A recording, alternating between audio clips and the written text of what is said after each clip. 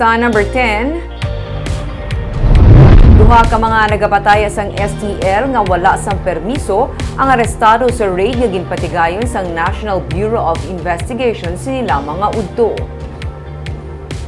Suno kay NBI Bacolod Chief Renwa Baldovino, nakabaton sila sang impormasyon nga may naga-operate kag nagapatay sang STL nga wala sang permiso sa sulod sang Libertad Market sa Bacolod City. Rason nga sila ang nagpatigayon sang operation. Suno kay Baldovino, naabtan sang operatiba ang duha nga nagapataya. Ginsiraman ang establishmento. Pagsupak sa Presidential Decree 1602 as amended by Section 3, Paragraph C sang Republic Act 9287 o kunang layi nga nagapatuman sang multa sa mga nagapakigbahin sa illegal nga panahor ang ipasaka sa ila. Pila sa mga na-recover ang mga STL tickets kag 1,500 pesos nga pataya.